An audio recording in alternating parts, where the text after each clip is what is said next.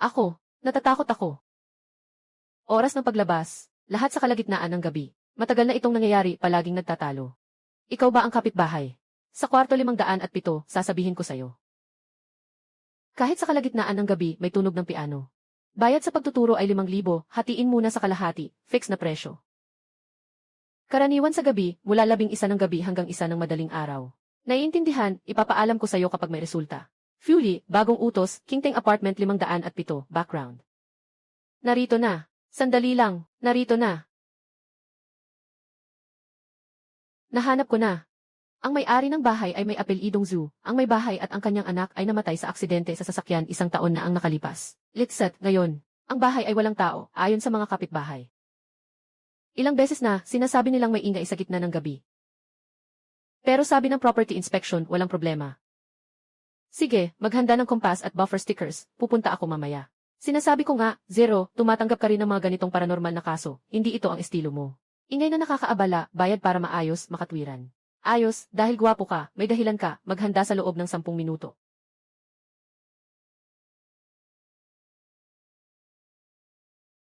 Bakit hindi mo ako pinapakinggan? Ang nanay ay para sa ikabubuti mo. Gusto ko. Hindi mo kailanman inisip kung ano ang gusto ko.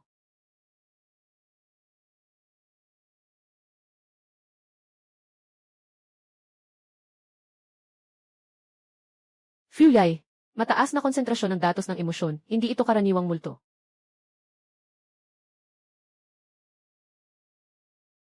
Suriin ang mga sangkap. Pinoproseso. Nakatukoy ng mataas na konsentrasyon ng mga piraso ng emosyon, pangunahing. Binubuo ng emosyon na galit, kalungkutan, ngunit ang pinakamalakas na emosyon ay kawalang sala. Matutukoy ba ng pangunahing sistema? Sobrang magulo ng signal, hindi matukoy ng eksakto. Mas mainam na mag-withdraw muna, magplano ulit. Huli na, pipilitin na unlock.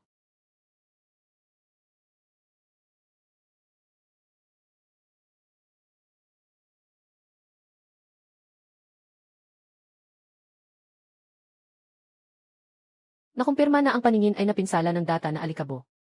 Hindi normal ang energy reading. Parang isang uri ng depensa ang mga alikabok na ito. Sandali, naririnig mo ba ang anong tunog?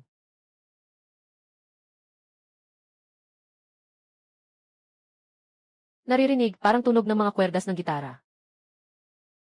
Ang signal ay nagmumula sa buong espasyo. Hindi matukoy ang pinagmulan ng tunog. Nasaan ang pinagmumulan ng enerhiya? Nasa buong sala ito. Sandali. Sandali. Nakatukoy ng mataas na intensidad ng data na nagkakabuhol. Ah!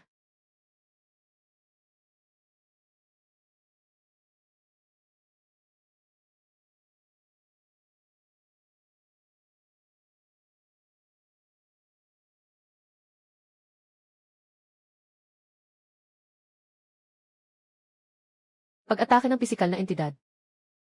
Nawala. Hindi na ito karaniwang anino ng data. When, hindi na ito karaniwang anino ng data. Zero, maaaring nagkaroon tayo ng malaking problema.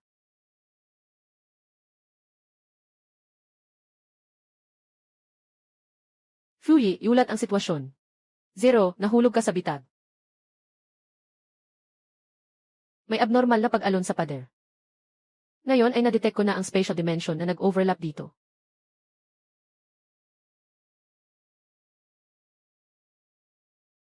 Nawala ang labasan sa likod ng pinto. Ay isang solidong pader. Sumpa, ang spatial coordinates ay ganap na magulo. Ngayon, hindi ko na kayang tukuyin ang iyong eksaktong lokasyon. Pati ang oras ay tumigil na. Ganap na hindi na epektibo ang mga patakaran ng oras dito. Kailangan nating mahanap ang pangunahing pinagmulan ng enerhiya agad. Uminom.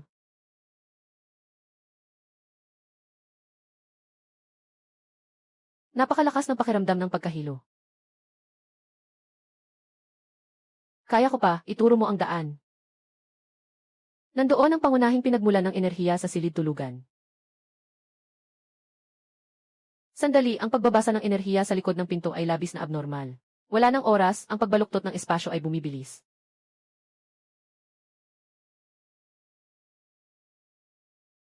Nandito ka, sa totoong mundo, hindi talaga umiiral. Hindi normal ang dimensyon ng espasyo dito. Maaaring pumasok tayo sa isang. Siya na siya. Binabantayan tayo niya. Yung pakiramdam ng panghihimasok. Yung energy reading na ito, malaki ang mangyayari. Naku, hindi na kailangan pang sabihin, sisimulan na niya ang atake. Hindi ka pani-paniwala, ang tunog ay talagang naging materyal.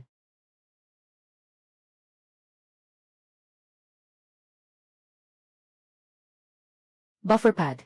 Aon ang pinakamataas na kapangyarihan.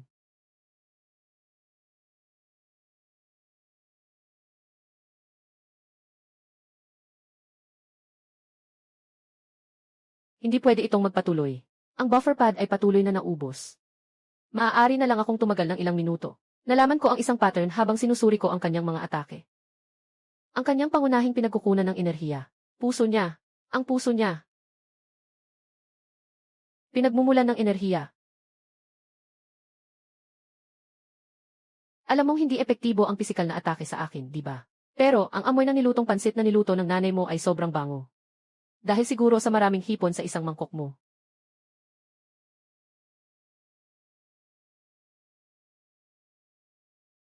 Tumigil ang atake, nagkakaroon ng matinding pagbabago sa datos ng enerhiya.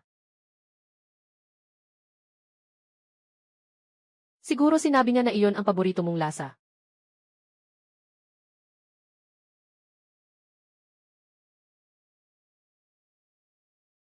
Ang espasyo ay nagre-reorganisa, nakahanap ka ng butas.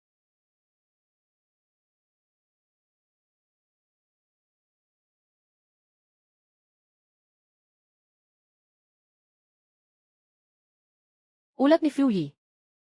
Lahat ng sukat ng enerhiya ay bumababa, at ang daloy ng datos sa kanyang mukha ay nagsimulang maging stable.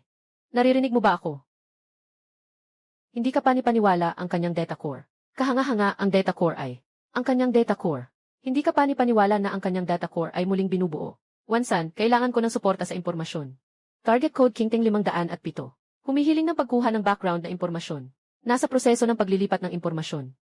Si Zuk Xiaomi, isang solong ina, ay dating empleyado ng bangko. Si Zhu Yuan ay 6 na taong gulang at nag-aaral sa affiliated school ng Conservatory of Music. Kinatigan ng pagkamatay ay isang karaniwang aksidente sa sasakyan. Kahit na malinaw ang ebidensya sa ibabaw. Hindi madaling intindihin ang bagay. Batay sa energy signature na ipinadala kanina. Hindi ito ordinaryong galit o sama ng loob. Ipaliwanag ng maayos. Sobrang kumpleto ang data structure ng lugar na ito. Ang energy cycle pattern ay tugma sa katangian ng kabilang na sistema. Nandito kayo ngayon sa kabilang, ang super system na nag-iingat ng mga kaluluwa ng mga pumanaw. Hindi ito posible. Ang ibig mong sabihin ay hindi ito ordinaryong multo, kundi mga digital na kaluluwa na nakatakas mula sa digital na kamatayan. Mas eksaktong sabihin, ay mga digital na kaluluwa na naakit ng matinding emosyon. Sila ay nagmula sa pinagmulan, nasa kabilang buhay, at nagpapahinga na ngayon. Dapat sana ay nasa kabilang buhay na sila, pero ngayon. Hindi maganda. Ang estruktura ng espasyo ay nagsisimulang gumuho.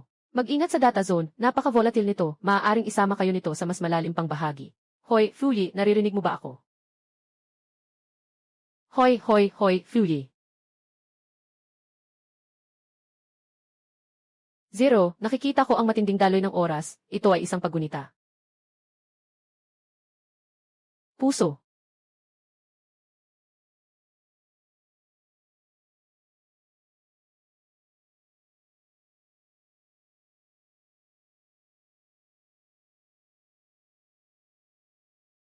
Fuyi, ito ay isang pag-ikot ng alaala. Ito ay isang pag-ikot ng alaala. Fuyi, ito ay isang pag-ikot ng alaala. Mukhang, pero hindi kita mayahon. Dahil sobrang lakas ng siklo na ito. Dahil sobrang lakas ng siklo na ito. Ilang beses na ba ito nangyari? Ikatlong beses. Ikatlong beses.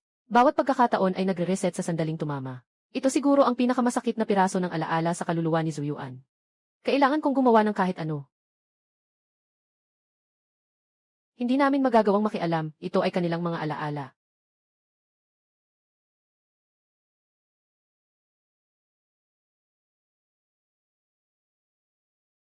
Lagi siyang nandyan, yung babae. Siya si Shok Xiao Mei. Nanay ni Xiao Yuan, malalim ang pagkakabit ng alaala niya dito. Hindi tama ang kanyang kalagayan. Hindi talaga nakatutok ang atensyon niya kay Xiao Yuan. Ipinapakita ng pagsusuri ng emosyon na ang kanyang galit. Nasa rurok, nakakabahala. Tumingin ang bata sa likod kay Zuk Xiaomi ng paulit-ulit. Palakihin ang kanilang direktang interaksyon. Kailangan kong makita ang bawat detalye. Tingnan mo, halatang naapektuhan ng emosyon ni Zuk Xiaomi si Xiaoyuan.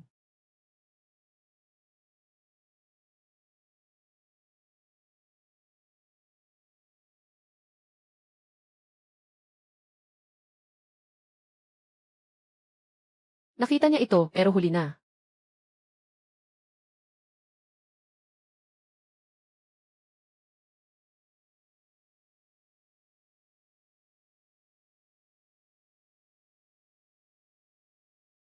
Fuyi, palakasin ang audio capture, i-synchronize ang lip reading. Nagsisimula na ang tatlong antas ng audio filtering program. Sobrang matindi ang kanyang emosyonal na pagbabago, nagdulot ito ng malubhang distortion sa tunog. Sinasabi niya ang isang salita, parang banda. Tinitiyak, sinasabi niya yung underground na banda.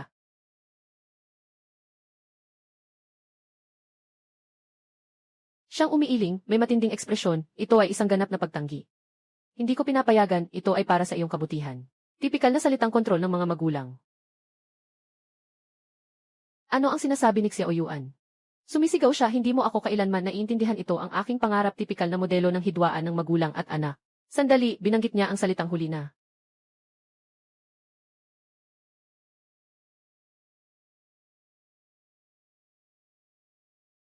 Anong sinasabi niya? Sandali lang.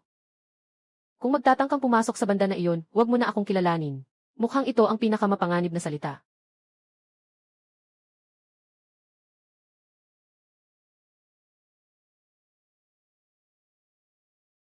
Abnormal ang energy reading, bumababa ang stability ng espasyo. May isang bagay na nagbabago, nagkaroon ng alon sa pangunahing obsesyon. Hindi pa niya nabigyan ng kanta iyon.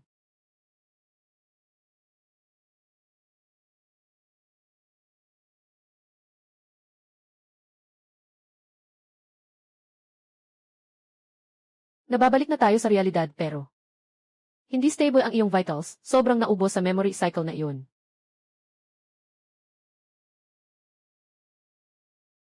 Nahanap ko na, eto na.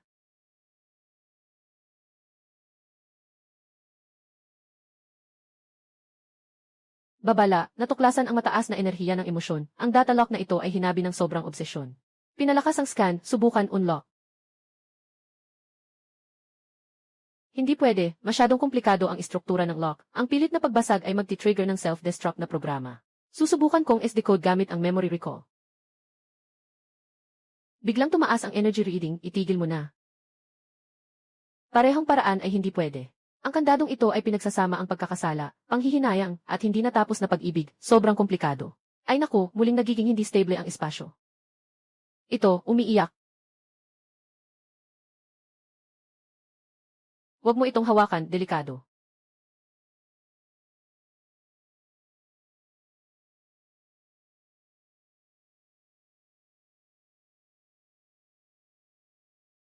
Paano mo nagawa iyon? Hindi ko alam, nararamdaman ko lang na ganito ang dapat gawin.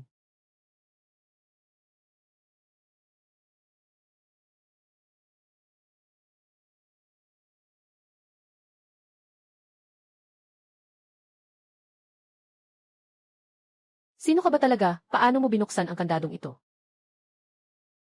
Ang pangalan ko ay Asi, nararamdaman ko lang na kailangan itong alagaan. Zero, makinig ka, sinuri ko ang mga palatandaan ng buhay niya. Talagang kamangha-mangha. Ipaliwanag mo, ano ang kamangha-mangha? Wala siyang tibok ng puso, walang temperatura ng katawan, at walang brainwave. Ito ay hindi katangian ng buhay na dapat taglayin ng tao. Mas parang siya ay isang mataas na nakatutok na daloy ng datos. Puno ang kanyang code ng isang uri ng purong algorithm ng empatya. Hindi ba ako tao? Ako ba ay tao?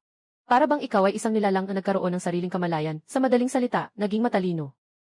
Nang siya ay lumitaw. Mula sa puwang. Puwang. Sino ang lumikha sa iyo? Ano ang layunin mo? Hindi ko alam, wala akong maalala. Alam ko na kailangan kong sumunod.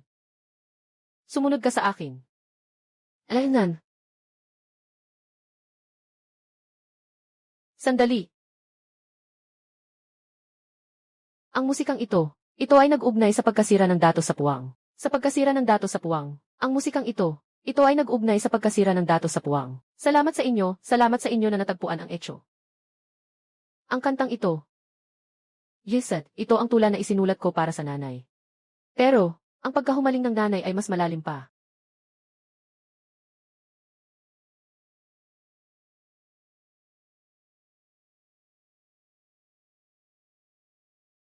Ito ang kanyang alaala.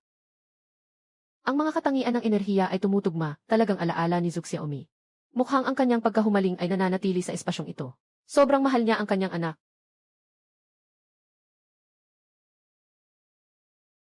Ang mga piraso ng alaala na ito ay talagang iba sa mga nakita ko dati. Palagi siyang ipinagmamalaki ang kanyang anak. Totoo.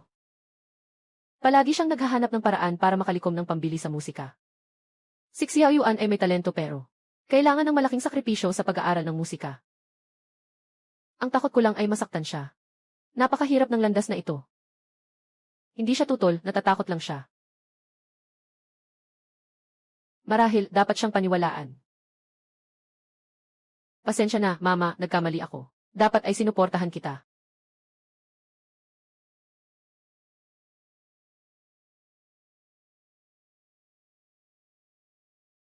Basta't masaya ka, okay lang kahit ano ang gawin mo. Talagang nagkamali ako, Mama. Babala, nagsisimula ng magtipon ang data ng obsesyon. Ang pagbabasa ng enerhiya ay lumampas sa ligtas na antas. Lilisan na siya.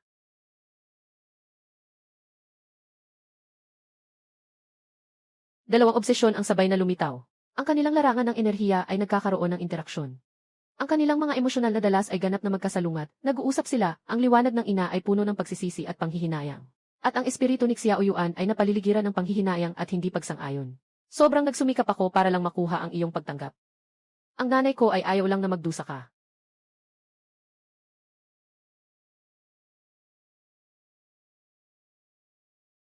Kailangan kontrolin ang paglabas ng enerhiya. Walang epekto, mukhang walang mabisang paraan sa karaniwang paraan. Sobrang lalim ng kanilang pagnanais, nakaukit na ito sa isang enerhiya na paikot-ikot na. Hindi ka kailanman naniniwala na matutupad ko ang aking mga pangarap. Ning ning ning ning. Alam ng nanay na nagkamali siya. Pero huli na. Lahat ay huli na.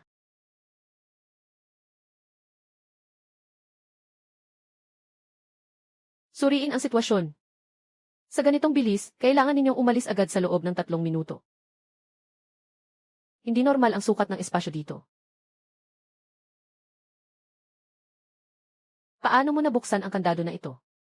AC, ihanda ang resona. Ito ang tanging pag-asa. Ang trabaho ng memory encoder ay mapanganib. Handa ka na ba?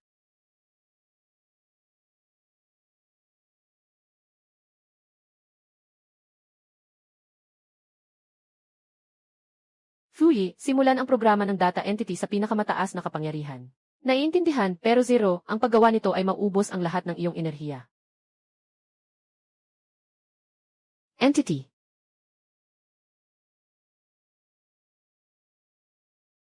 Elsie, ngayon na. Gamitin mo ang iyong kakayahang makiramay upang gabayan sila. Alainan. Ang tatak na ito.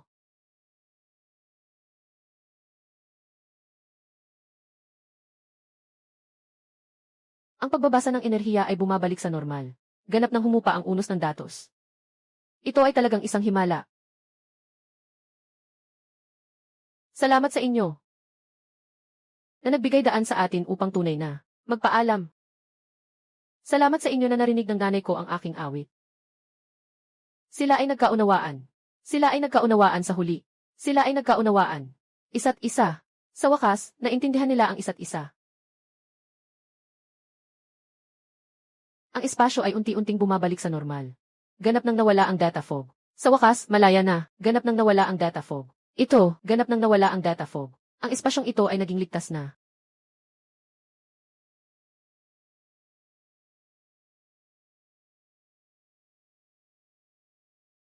Hihi. Sila ngayon. Pahingahin mo na siya. Na.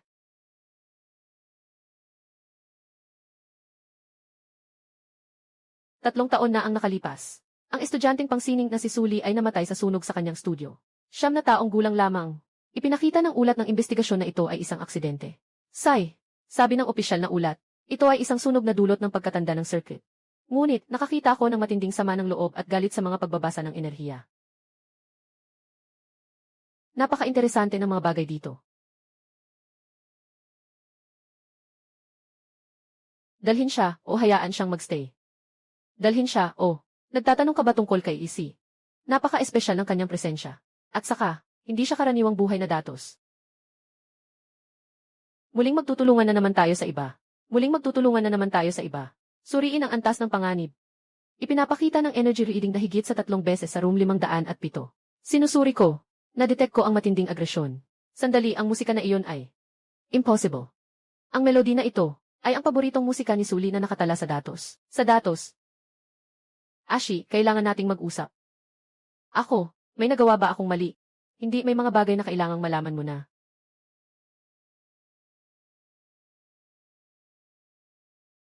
Hindi kasing simple ng itsura ng mundong ito. Sa ilalim ng realidad, may isang sistema na tinatawag na kabilang dako na naglalaman ng mga kaluluwa ng mga pumanaw na mathematical. Sa sistema na ito, nakatago ang digital na kaluluwa ng mga pumanaw. Ang sistema ng kabilang daan, naglalaman ng digital na kaluluwa ng mga pumanaw. Ay parang si Xiao Yuan at ang kanyang ina. Pero minsan, ang matinding pagnanais ay maaaring magdulot sa digital na kaluluwa na lumayo sa kabilang dako at bumuo ng isang lugar ng data na mapanganib. At ang akin ay ang ayusin ang mga abnormalidad na ito upang ang mga naliligaw na kaluluwa ay makapagpahinga. Ito ang tungkulin ng memory coder. Nakatutulong ka sa mga kaluluwang naipit. Maaari mong sabihin iyon, ngunit delikado ang trabahong ito. Tulad ng nakita mo kanina. Maaaring mas mapanganib ang susunod na misyon. May pagpipilian ako para sa iyo, umalis ka at mamuhay ng normal. Kung susundan mo ako, maaaring makatagpo ka ng mga panganib na hindi inaasahan. Talaga bang gusto mo?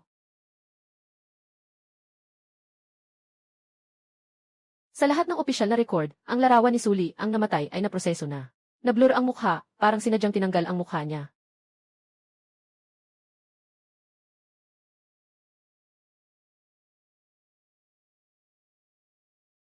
Ako, narinig ko lang, ako, ako. Anong narinig ko? Ang tunog ng piano ay nagmumula sa maliit na orasan na ito. At mayroon pa, ang pintura na nakadikit sa tela. Walang ingay ng pintura na nakadikit sa tela.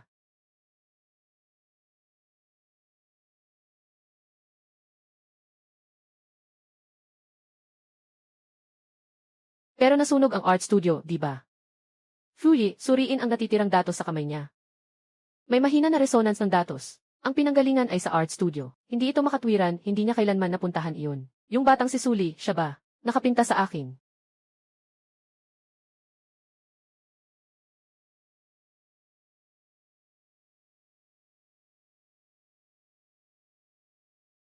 Makakagalaw ka na ba?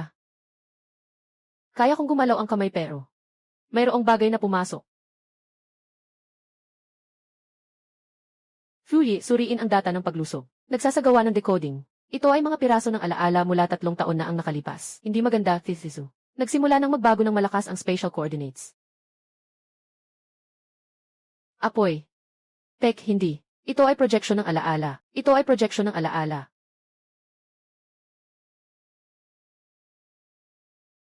Ulitin tuwing 15 segundo. Memory loop. Ang kamalayan ng namatay sa sandali ng kanyang kamatayan ay walang katapusang inuulit. Normal ang temperatura, normal ang nilalaman ng oxygen. Lahat ng physiological indicators ay nagpapakita ng ligtas, ngunit parang humihingal na ako. Masakit ang balat. Pinipilit na ipasok ng utak ang signal ng nasa sunog. Fury, itala ang lahat ng energy fluctuation trajectory ng siklo na ito. Pero may abnormalidad, ang bilis ng apoy ay 17% na mas mabagal kumpara sa nakaraang pagkakataon. Ang apoy ay umatras. Hindi ito pisikal na pag-atras. Ito ay isang pagsugpo sa antas ng datos, ang emosyonal na larangan ng enerhiya na nabuo ng kanyang paglikha.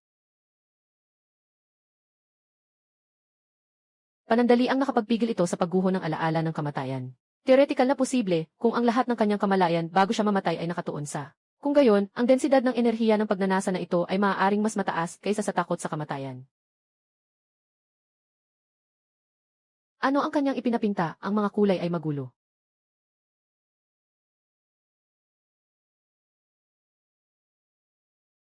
Susubukan kong ikonekta ang kanyang kamalayan.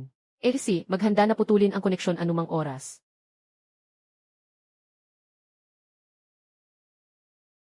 Nakita ko ang ilang bagay. Katatapos lang ipadala ni Wansan, pinakamataas na antas ng encryption. Katatapos lang ipadala ni Wansan, pinakamataas na antas ng encryption, codename Dream Project. Nakita ko na ang diagram na ito. Nakasulat dito. Emotion Visualization Experiment, number 0 siyam. Nagsimula ito ilang taon na ang nakalipas, isang lihim na proyekto ng gobyerno. Layunin nito ay tuklasin ang data-driven na pagpapahayag ng emosyon ng tao at ang sining na transformasyon.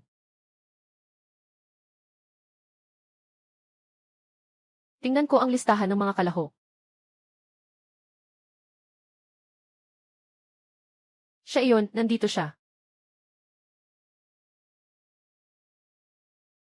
Ang proseso ng eksperimento ay kinokonekta ang brainwaves ng mga kalahok sa real-time na emosyonal na pagbabago upang gawing visual na datos. Pagkatapos ay ipinapadala ito sa digital na canvas gamit ang neural interface. Sa teorya, upang maisakatuparan ang pag-iisip, na nagiging larawan agad, maaaring gawin ito na parang isipin at agad na mailarawan. Ano ang aktwal na resulta? Ito ba ay pareho sa taong nais niyang ipinta sa art studio? Itong si Zero. Ano nang nangyari? Sobrang sakit ng ulo ko. Puti. Puro puti. Sobrang sakit ng ulo ko. Sobrang sakit ng ulo ko. Puro puti. Maraming kagamitan na kumikislap. Salamin. May mga mata sa likod ng salamin. Nakatingin sa akin. Maaaring ito ay trigger na alaala. Ang mekanismo ng depensa ng utak ay nagtataboy ng mahalagang impormasyon. Kaya mo bang hawakan ito? Kailangan nating gumawa ng desisyon. Anong desisyon? Ang pangunahing alaala ni Sully ay naharang ng larawang iyon. Hindi makapasok ang mga karaniwang paraan. Ngunit ikaw ay prototype observer. Ang iyong emosyonal na dalas ay malamang na tumutugma sa kanya. Zero, gusto mo bang gawing emosyonal na conduit si EC? Napakataas ng panganib. Maaaring magdulot ng data backlash ang memory replay. Kaya ikaw ang pipili. Pwede kang tumanggi, gagamit tayo ng mas mabagal pero mas ligtas na paraan.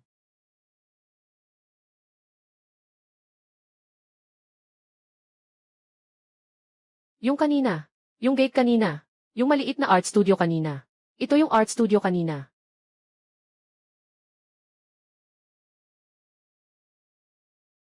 Ang oras ay bumalik, ito ay mas maagang alaala. Ba, gusto mo bang magpahinga sandali? Hindi ako pagod, Ate Sully. Magpatuloy ka lang sa pagdibuho. Ang paraan ng kanyang pagsasalita ay hindi katulad ng natural na tono ng tao, mas parang mga nakatakdang tugon ng programa. Alam mo ba, kapag nandyan ka, pakiramdam ko kaya kong gumuhit ng pinakamagandang likha. Napakapuri mo. Tumingin ka sa aking mga mata, ang iyong posisyon sa upuan, walang anumang ibang iniisip. Parang isang salamin na nagpapakita sa akin ng pinakatotoong damdamin sa aking puso. Hindi ko masyadong alam pero gusto kong makita kang nagpipinta. Ayos lang, basta't gusto mong pumunta, patuloy akong magpipinta. Siya ay umuusad. Sa bawat pagdating ng prototype, mas nagiging malinaw ang larawan. Yung mukha na iyon ay ako. Narito ang pangunahing laboratorio ng Dream Project. Hinahanap niya ako.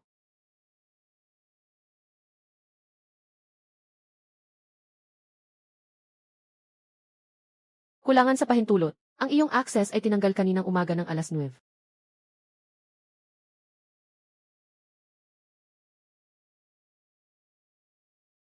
Buksan mo, pumasok ako. Gusto kong makita si Zero. Gusto kong makita siya. Gusto kong makita siya.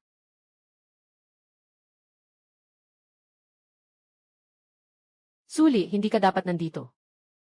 Nasaan si Zero? Anong ginawa niyo sa kanya? Tingnan mo mismo. Ikaw mismo.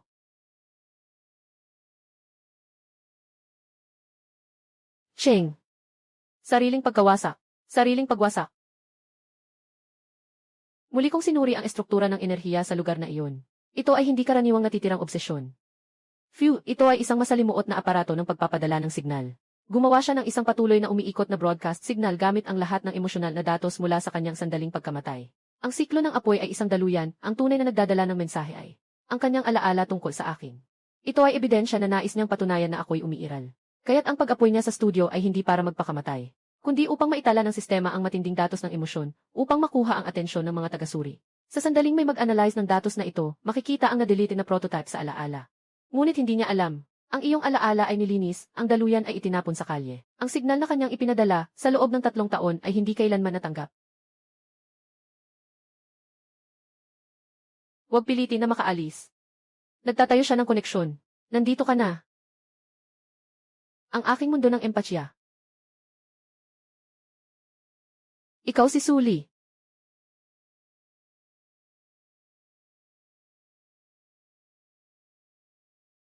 Mga alaala ng pinatuyong pintura sa wakas ay makakapagsalita na. Ikaw ay alaala ni Sully. Ito ay isang bakop na ginawa ko gamit ang lahat ng emosyonal na datos na kapaloob sa larawang ito. Kapag nagawa mo ito ng sarili mong kamay lang, saka ako magigising. 0000110. Gaano katagal magtatagal ang iyong memorya? Sapat na upang sabihin ang katotohanan. Alam mo na ikaw ang prototype 0. Pero alam mo ba kung bakit kailangan ang isang tulad mo sa dream plan? Sinasabi lang ng mga tala na ito ay eksperimento sa visualisasyon ng emosyon. Para tulungan ang mga artist na lumikha, yan ay unang hakbang lang. Ang tunay na pangalan ng proyekto ay perpektong emosyon ng tao na salamin na proyekto. Ang kanilang layunin ay lumikha ng isang daluyan ng datos na ganap na makakaunawa, makakaabsorb, at makakakalkula ng emosyon ng tao. Ikaw ay na-implant ng buong saklaw na emosyonal na resona na modul. Kapag ang mga artista ay lumilikha, maaari mong ilipat ang kanilang mga emosyonal na alon. Ang mga sakit, kasiyahan, at pagkabahala na hindi maipaliwanag lahat ay magiging standardized na daloy ng datos. Hindi 0. 0, hindi 0. 0, hindi 0. 0 na mahalaga. Hindi 0, dahil ikaw ang orihinal na prototype. At ang tanging nilalang na binigyan ng independenteng code. Ang pangalang EC ay naitala sa pangunahing sistema. Ang iyong numero ay naging 0. Sinusubukan kong kumonekta ng malayuan. Malakas ang proteksyon ng sistema, pero pamilyar ang estruktura. Bigyan mo ako ng 10 segundo. Diagram ng neural interface ng full spectrum emotional resonance model. Ang negative feedback suppressor ng emotional reflection circuit at ito. Autonomous emotional learning protocol switch. Nandito lahat sa katawan ko. Kulang sa alaala, ako ba? Sinasabi ko, parang wala akong alaala bago ako mag-10 taon. Alaala bago mag-10 taon. Bakit wala akong kahit anong alaala? Sinasabi na ang mga eksperimento ay kadalasang may kakulangan sa alaala, normal lang iyon. Yung mga komplikadong disenyo, nasa iyong unang katawan. Ang anyo mo ngayon, tiyak na nagbago ng malaki. Ashi, sa pagkakataong ito, ikaw lang ang magmamasid.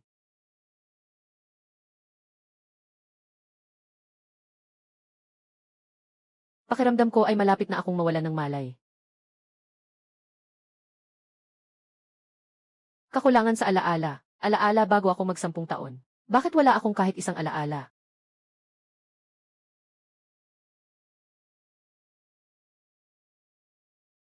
Ito na ang ikatlong buwan mo bilang ikasyam na interface. Unti-unting nagiging matatag ang sistema. Ngunit ang kapalit ay ang iyong emosyonal na tugon. Laging bumabagal.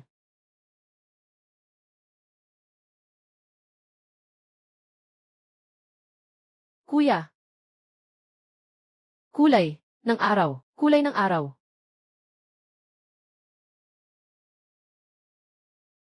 Mainit-init. Epektibo ang emosyonal na pagtugon. Datos ni Xiaoya, ang neural map ko, at ang sariling alaala ng pagkabata ni Xiaoling. Yung nakamaskara siya ba ang Dreamweaver? Siya si Lu Jusi, ang Deputy Director ng Beautiful Dream Project. Nagkaroon kayo ng pangunahing hindi pagkakaunawaan ng iyong ina tungkol sa direksyon ng proyekto. Naniniwala si Ilse. Suking na ang datos ng emosyon ay dapat gamitin para sa pag-unawa at pagpapagaling. Halimbawa, para mapunan ang iyong kakulangan sa emosyon. Pero ipinahayag ni Lu Jusi na ang emosyon ay kahinaan ng tao. Dapat itong suriin, kontrolin at kahit gamitin bilang sandata.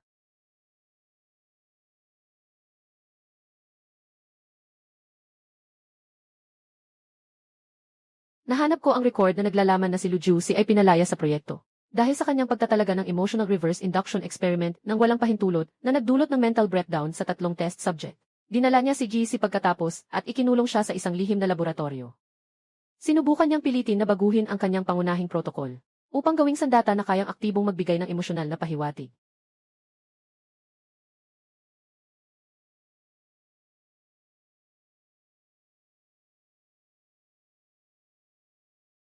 Fury, simulan ang Antas 3 data compilation platform. Ikonekta ang emosyonal na interface ni Kisi. Wansan, kailangan kong unlock ang totoong koordinato ng espasyong ito. Naka-online na ang platform, nagtatayo ng bidirectional data bridge. Ang tugon ng empathy module ni Kisi ay labis na mataas. Naka-anchor na ang koordinato. Babala, ang espasyong ito ay bumababa ang katatagan dahil sa pagkalipol ng alaala ni Sully. Mayroon kayong 12 minuto upang tapusin ang larawang ito. Kung mabigo kayo, mananatili kayong nakulong dito magpakailanman.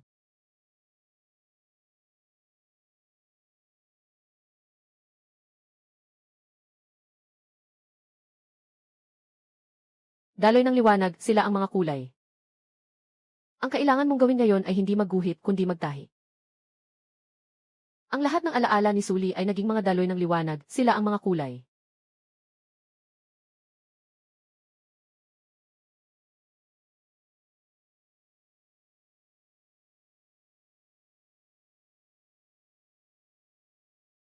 Ganap na matatag ang mga koordinato ng espasyo ng enerhiya ng miasma.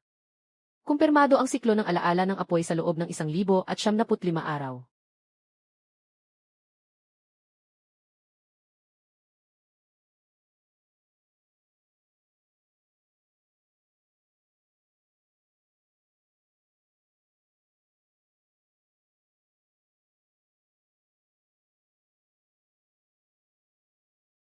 Kaya niyang, maramdaman tayo.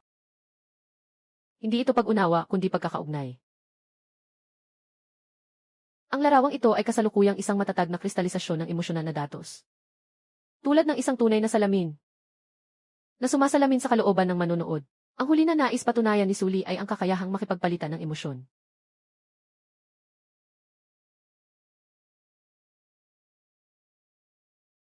Ito ay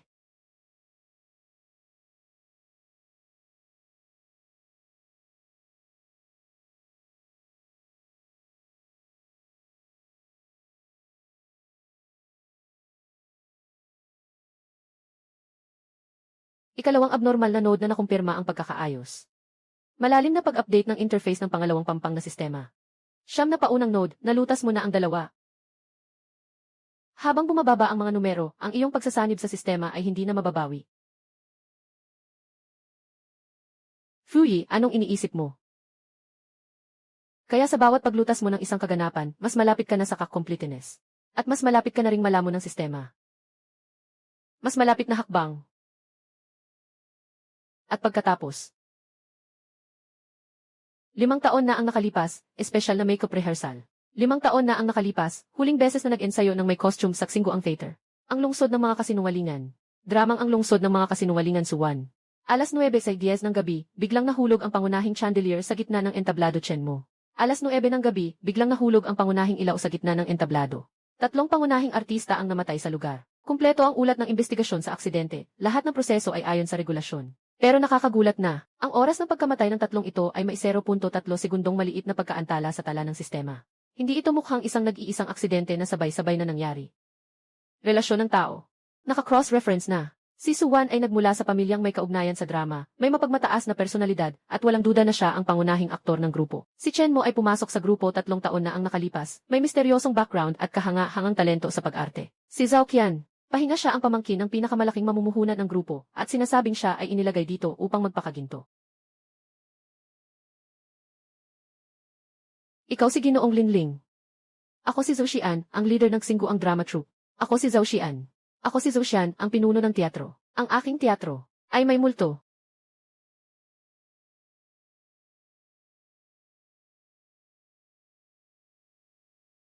Fuyi, agad na kunin ang lahat ng mga imahe at audio record mula sa lugar ng insidente.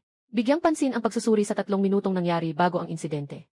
Kasalukuyan ng kinukuha, mga record ng pulis, surveillance ng teatro, pati na rin ang mga pira-pirasong video mula sa mga cellphone ng mga manonood sa lugar, kasalukuyang pinoproseso. Sila ay naglalabas ng iba't ibang emosyon. Ang babae sa kaliwa ay may malalim na kalungkutan at pagkakasala. Ang lalaki sa gitna ay galit at takot. Yung babae sa gilid ay sobrang komplikado. May pag-asa at may bahid ng pang-iinsulto. Isang direktang epekto na pansamantalang nakakaistorbo sa daloy ng emosyon.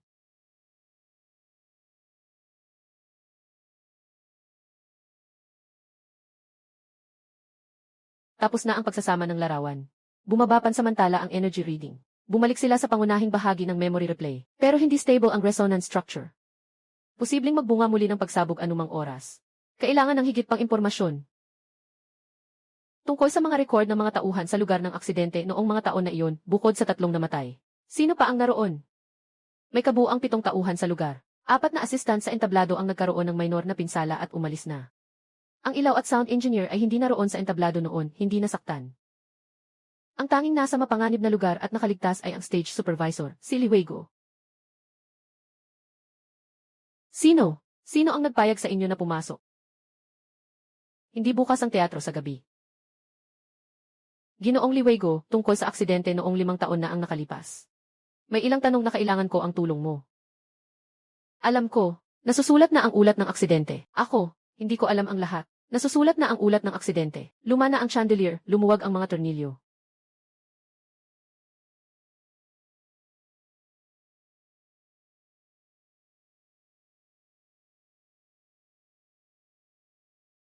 Pinindot ba niya ang buton? Malaki ang naaalala ko, pero pakiramdam ko, nagsusumamo siya. Malaki ang naaalala ko, pero pakiramdam ko nagsusumamo siya. Maikling lang ang alaala ko pero nararamdaman kong siya ay nagsusumamo. Yung pindutan siguro ay para sa emergency control ng chandelier. Inanalisa ko ang design ng control panel sa teatro. Tama, mayroong emergency release na pindutan para sa chandelier. Para mabilis na maalis ang pagkakabit kapag may bigla ang galaw ang chandelier.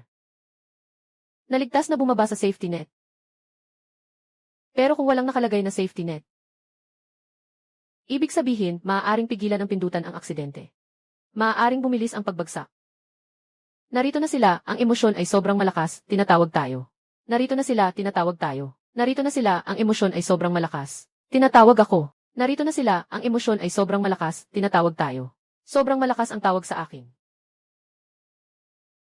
Dahil inaanyayahan tayo, pumasok tayo. Ihanda ang pag-record ng lahat ng pagbabago ng datos. With Esas, patatagin ang ating biological signal. Naitala ko ang buong proseso, hindi ka panipaniwala. Ang sentro ng obsesyon ng 3 taong ito ay hindi ang kamatayan mismo, kundi ang sandali bago ang kamatayan. Na hindi nila nasabi, kundi ang sandali bago ang kamatayan. Ang katotohanan na hindi nila nasabi, ginagawa nila ito sa paraang ito, paulit-ulit na pinapalabas ang sandaling iyon. Sinusubukang sabihin ang mga salitang hindi nila nasabi noon. Sinusuri ang daloy ng emosyonal na datos upang matukoy ang susi sa nangyaring aksidente. Ang matinding hindi natapos na pagpapahayag ay bumuo ng 3 hiwalay na emosyonal na datos. Ngunit dahil sa matinding epekto ng sandali ng kamatayan, hindi nawala ang 3 datos. Sa halip, dahil sa kanilang pagkakaugnay sa nilalaman, nagkaroon ng kakaibang resonance ng datos. Ang kasinungalingan ay nagsusustento sa isa't isa. Ang kasinungalingan ay nagsusustento sa isa't isa. Nagsusustento sa isa't isa. Itinatago ni Suwan ang kanyang nararamdaman kay Chen Mo. Itinatago niya ang kanyang pinagmulan. Itinatago ni Zhao Qian ang ilang lihim na alam niya. Ang mga kasinungalingang ito ay nawala sa sandaling kamatayan. Nagsimulang mag-ugnay-ugnay. Ito ang prinsipyo kung bakit nabubuo ang kolektibong alaala ng madilim na lugar. Bawat kasinungalingan ay isang piraso ng matinding emosyonal na datos. 3 kasinungalingan ang nagsabay sa kamatayan dahil sa pag-overlap ng espasyo at emosyonal na resonance. Nabuo ang isang sariling enerhiya na ikot. Parang 3 magkaibang dalas ng tuning fork. Sa isang tiyak na distansya, nag-udyok sila ng mga pag-vibrate sa isa't isa. Kaya't simple lang. Kailangan nating unlock ang kanilang. Upang maipahayag ng buo ang bawat emosyonal na data packet, at pagkatapos ay natural na mawala. Ako ang gagawa nito. Kaya kong marinig ang kanilang tunay na damdamin.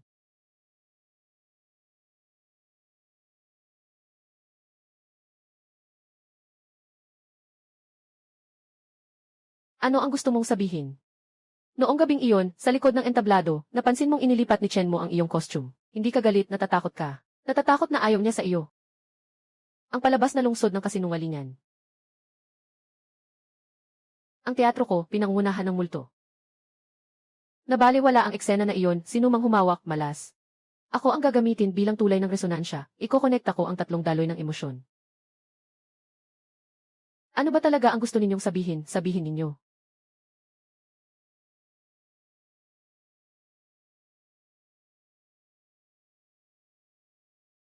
Nagsinungaling tayo. Tayo, lahat nagsinungaling.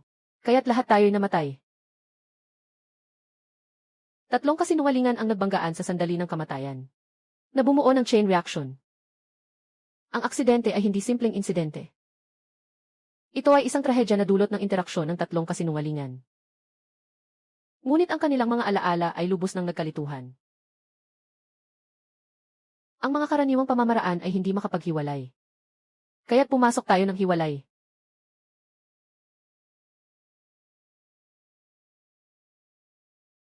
Susunod, si Chen Mo.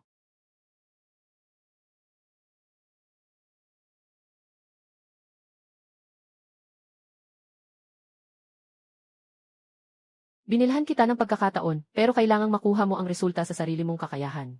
Huwag mong ipaalam sa iba ang relasyon natin. Ipapakita ko ang katotohanan. Magiging pinakamahusay akong artista sa grupo. Pinakamahusay. Unahin mong makuha ang pangunahing papel sa lungsod ng kasinungalingan.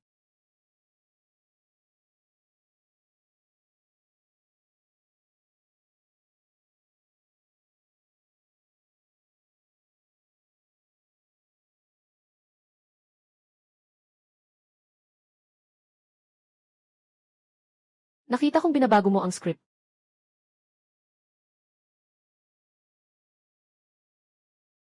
Linling ang ikatlo, Zhaoqian. Diagnosis result, doctor's order. Petsa ng konsulta, diagnosis result. Dr. Petsa.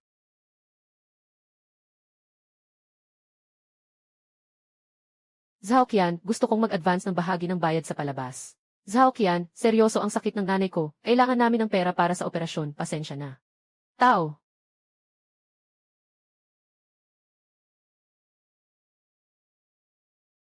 Zhaoqian, gaano mo sa tingin nagkakahalaga ang naitalang boses kanina? Zhaoqian, kung malaman ng investor na siya ang illegitimate child. Zhaoqian, gumagawa ng ganitong mga maliit na galaw sa teatro. Zhaoqian, 3,000. Cash. Zhaoqian, iisipin kong wala akong narinig. Zhaoqian, kung sakaling may maliit na aksidente sa palabas. Zhaoqian, kung sakaling kumilos ang chandelier, matatakot sila. Zhaoqian, basta't hindi ito problema ko.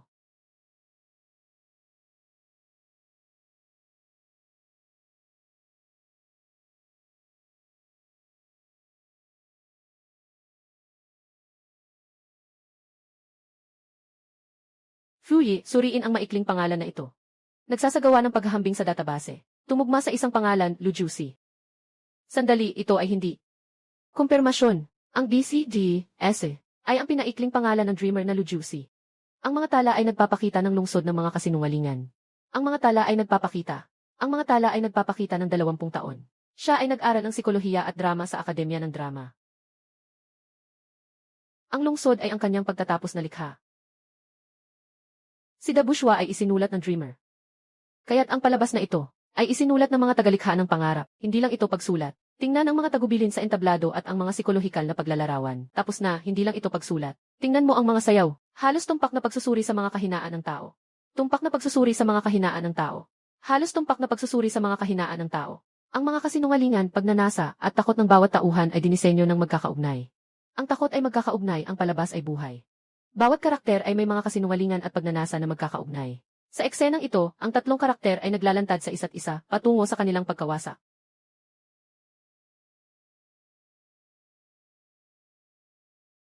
Ang katatagan ng espasyo ay bumaba sa kritikal na antas.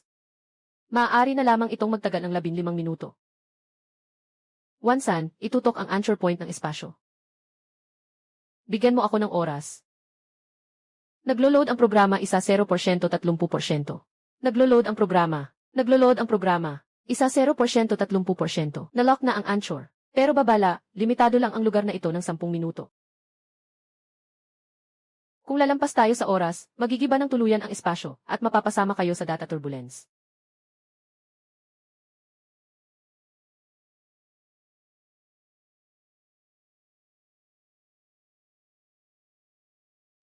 Kailangan mong sabay na ikonekta ang isipan ng 2 multo. Patnubayan silang sabihin ang katotohanang tinatago ng kasinungalingan. Gagamit ako ng daloy ng datos para mapanatili ang kanilang anyo.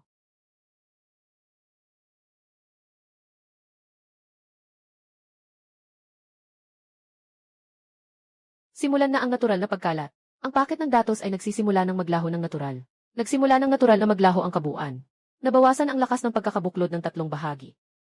Ang datos ay nagiging matatag. Magpatuloy, pangalawa.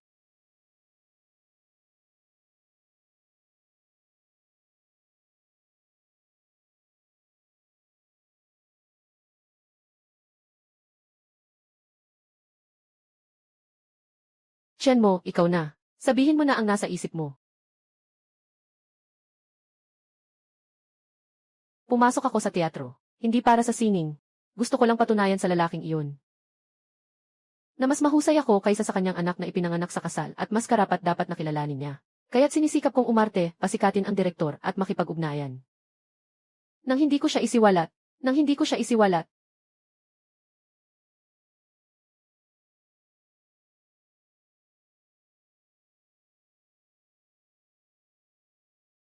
Zhao Qian, sabihin mo ang totoo para makawala ka. Patay na ang mama. Sinabi kong may malubhang sakit siya, kailangan ng pondo para sa operasyon, lahat ng iyon ay kasinungalingan. Maraming pera, dahil gusto ko. Ng pera, napakaraming pera, dahil natatakot ako. Natakot akong bumalik sa dating mahirap na buhay, natakot na husgahan ako ng iba.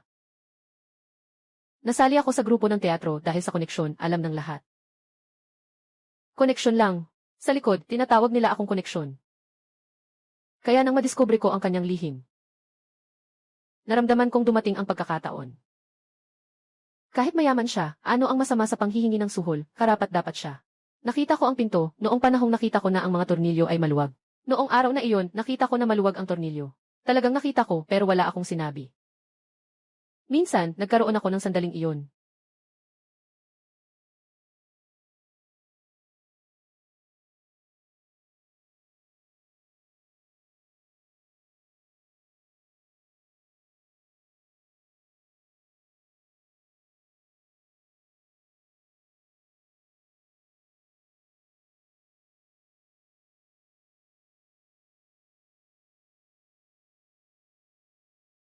Pinatawad ka na nila.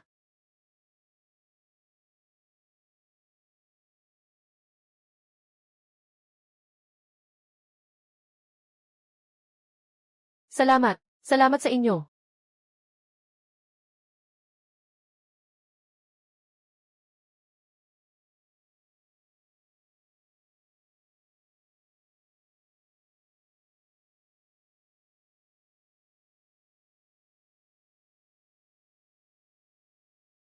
Huwag magmadaling umalis, Linling. Alam kong gusto mong gawin iyon. Ngunit may ilang bagay na dapat mong pakinggan bago magdesisyon. Ang trahedya sa Starlight Theater, mula pa noong 5 taon ang nakalipas, ay naging pangunahing halimbawa na aking sinusubaybayan. Tatlong kasinungalingan na nagtutulungan, bumubuo ng isang kolektibong obsesyon na paikot-ikot. Gaano ka-perpekto ang modelo ng polusyon sa emosyon? Naghintay ako ng 5 taon, naghihintay na mailumabas na angkop na tagapaglinis.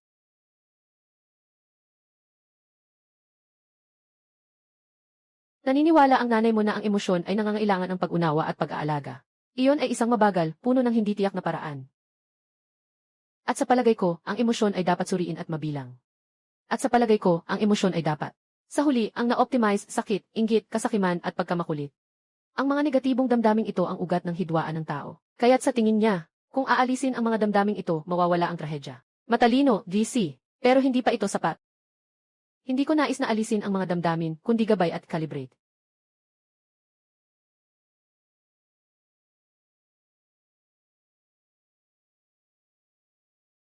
Linling. Si QC ay aking likha. At siya rin ay iyong salamin. Tingnan mo siya. Malalaman mo kung gaano kaputol ang iyong emosyon. Tama ba ang sinasabi niya? Ano? Wala ba talaga akong kumpletong emosyon? Kailangan ko ba talaga ng salamin? Para makapagbuhay ng normal. Hindi ko maramdaman ang init ng galit. Hindi ko maramdaman ang bigat ng kalungkutan. Ang paghawak sa mga pangyayaring ito ay parang paglutas ng problema sa matematika. Pagsusuri at pagkalkula. Isagawa at pagkatapos ay mababawasan ng isa ang bilang sa pulso. Talaga bang iba ako sa kanya? Hindi ka salamin. Hindi rin ako salamin. Ako si UC.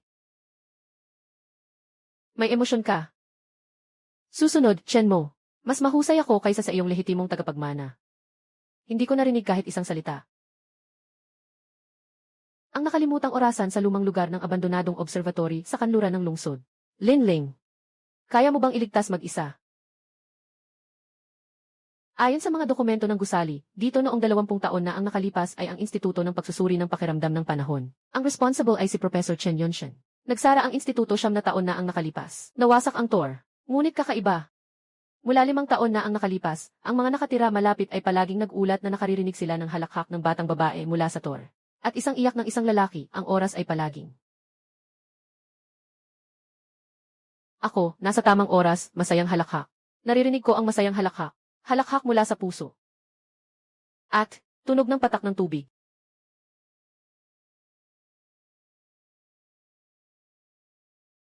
Nabigo ang pagbabasa ng datos ng oras. Hindi ito alaala ng pagbabalik. Binago ang daloy ng pisikal na oras sa buong espasyo. Ang oras sa loob ng Tor ay nakatigil.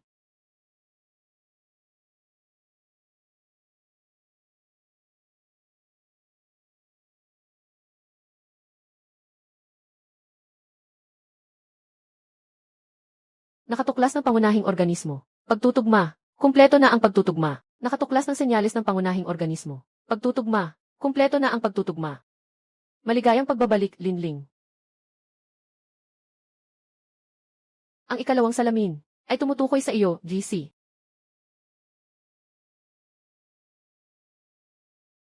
Hindi lamang siya, tinutukoy niya ang lahat ng mga eksperimento na nilikha batay sa teorya ng emosyonal na salamin. At si GC, siya ang pinaka-espesyal sa lahat. Huwag mag-alala, hindi ako narito upang ituwid ang mga pagkakamali. Narito ako, bilang tagapagsalaysay.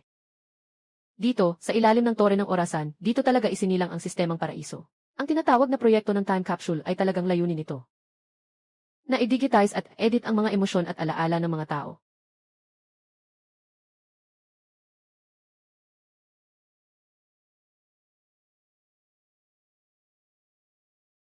Ito ang sentro ng alaala. Noong hapon na iyon 9 na taon na ang nakalipas, lahat ng data ng surveillance, mga tala ng nerbiyos, mga chart ng emosyonal na pagbabago, lahat ay nakasiksik at nakatago rito. Tinatawag ito ni Professor Chen na amber ng oras. Gusto mo bang tingnan?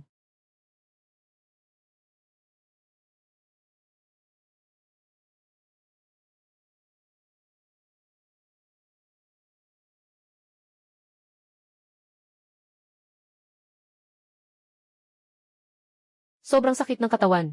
Tay, masakit ako. Sobrang sakit ng buong katawan ko. Si Yaoling, makinig ka, ang sistema ay bumabagsak dahil sa abnormal na emosyonal na datos mo. Kailangan mong pumasok, ito ang tanging paraan para ma-stabilize ito. Hindi ilinyuan, hindi mo pwedeng gawin yan, siya ay nakabind sa sistema. Maaari niyang gawin ito, siya ay magiging. Hindi ilinyuan, wag gawin ito, siya ay maiugnay sa sistema. Mawawalan siya ng lahat ng emosyon, magiging isang buhay na interface. Mas mabuti na iyon kaysa sa pagbagsak ng sistema ngayon at ang kanyang kamalayan ay ganap na mapunit. Sagot mo ako, bakit biglang bumagsak ang sistema? Dahil gumawa ako ng kaunting maliit na pagbabago. Noong panahong iyon, ang oras zero ay masyadong mahinahon. Noong panahong iyon, ang time glue system ay masyadong mahinahon. Si Yu Chi, Linyuan at Professor Chen ay naninindigan na dahan-dahan. Naniniwala na ang pagdigitize ng emosyon ay mangangailangan ng dekada o kahit ilang henerasyon. Napakabagal, ng dekada o kahit ilang henerasyon. Napakabagal, kaya noong hapon na iyon, nilampasan ko ang mga protokol ng seguridad. At nag-inject ako ng isang mataas na intensidad na programa ng pagsubok sa emosyonal na presyon. Gusto kong makita sa mga ekstremong sitwasyon. Kung saan ang hangganan ng pagdigitize ng emosyon ng tao at saan ang kritikal na punto ng pagbagsak. Ang iyong datos ng emosyon ay ang pinakamalinaw at pinakamalakas na halimbawa sa sistema noon. Kaya ang pagbagsak ay nagsimula sa iyo. Ngunit hindi ko inasahan na ang reaksyon ni Easy. Su King ay magiging kasing bilis at kasing tiyak. Ang kanyang sakripisyo, ang mga datos na nalikha ay napakaganda. Iyon ay isang kumpletong proseso ng pagdigitalize ng pagmamahal ng ina, isang sukdulang emosyon. Sayang, mukhang pinili mo pa rin ang hindi epektibo, puno ng sakit na pagkatao. Ngunit hindi ko rin papayagang mawala ito. Kukunin ko ang mga bagay na iniwan ng aking ina. At saka, ang mga bagay ko. At saka, ang mga bagay ko noong tanghali. Mga bagay na mula sa akin. At saka, ang mga bagay ko.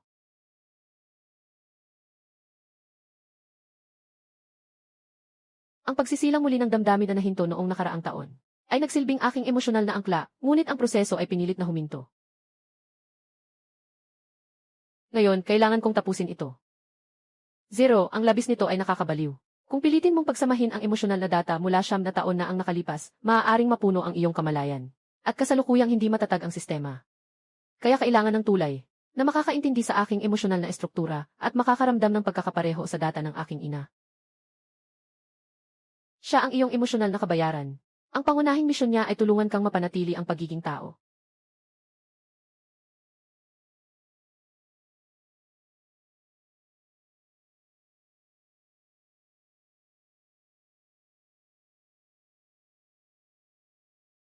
Lane Zero. Bilisan mo, hindi nakakayanin ng espasyo.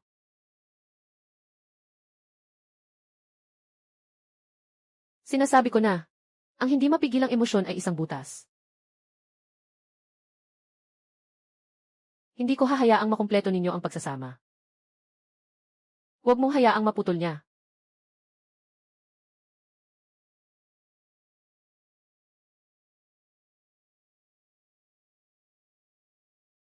Ashi, huminto ka, magagawa mo.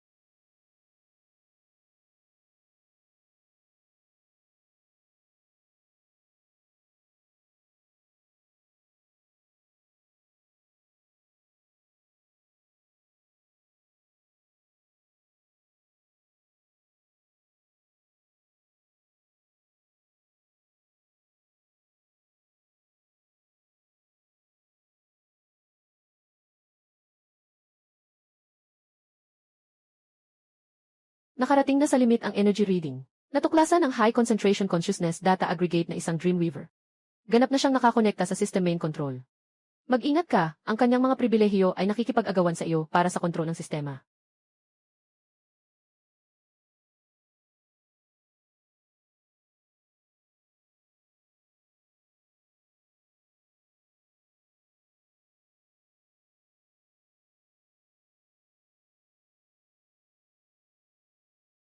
Nandito ka na, Linling. Sakto sa simula ng seremonya. Ito ang iyong Emotional Control Protocol. Hindi lang ito control, kundi calibration. Sakit, inggit, kasakiman, puot. Ang mga negatibong emosyon na ito ay mga virus na sumasakit sa sangkatauhan sa loob ng libu-libong taon. Ngayon, ipapabakuna ko ang buong sangkatauhan. Ngayon, ipapabakuna ko ang buong sangkatauhan ng emotional vaccine. Pagkatapos ng 3 oras, ang protocol ay sasaklaw sa lahat ng individual na nakakonekta sa Beyond System. Ang numerong ito ay 4,033,000,000,000. Muling ire-recalibrate ang kanilang emosyon para maabot ang pinakamalusog na balanse. Isa sa mga kahinaan ng tao ay ang pagiging mausisa, Lin-Zero. Hindi ito pagiging mausisa, nararamdaman ko lang. Sa alaalang iyon, may takot ka. At sinubukan mong takpan ito gamit ang kontrol sa emosyon ng buong tao. Isang kamangha-manghang psychological na konklusyon. Sayang, nagkamali ka. Wala akong anumang takot na kailangang itago. Lahat ng ginagawa ko ay batay sa rasyonal at lohika.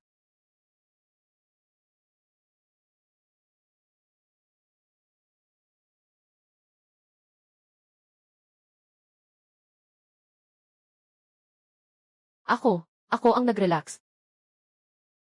Kung hindi ko lang iniikot ng ganoon kabilis. Kung mas mahigpit sana ang pagkakahawak ko. Tungkol sa kapatid mo, hindi iyon kasalanan mo. Ito ay isang aksidente. Hindi inaasahan. Dahil sa hindi inaasahan. Dahil sa isang sandaling kasiyahan, isang sandaling pagkawala ng kontrol. Tumatakas lang ako. Paggunita, hindi. Tumatakas lang ako. Sa loob ng 30 taon, araw-araw akong tumatakas. Tumatakas sa datos, tumatakas sa teorya. Tumatakas sa ilusyon na kung makokontrol ang lahat, maiiwasan ang trahedya. Sinasabi ko sa sarili ko, basta't maayos ang lahat ng emosyon ng sangkatauhan.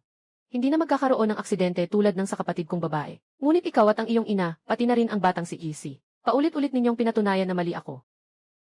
Ang emosyon ay hindi bomba. Ito ay patunay ng buhay. Ang kawalang kontrol ay nagdudulot ng sakit. Ngunit ang pagpipigil, nagdudulot ng kamatayan. Kamatayang espiritual. Nawawasak ang kasunduan, ang naka-embed na programa sa pangunahing kontrol ay aktibong tinanggal. Nanalo ka, Linling. Nanalo ka gamit ang empathy na pinakakinamumuhian at kinatatakutan ko.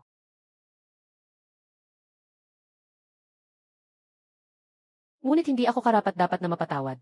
Ang laboratoryong ito, ang mga programang ito, at ang halos ginawa ko sa bilyong tao ay hindi mapapatawad. Lahat ng ito ay hindi mapapatawad.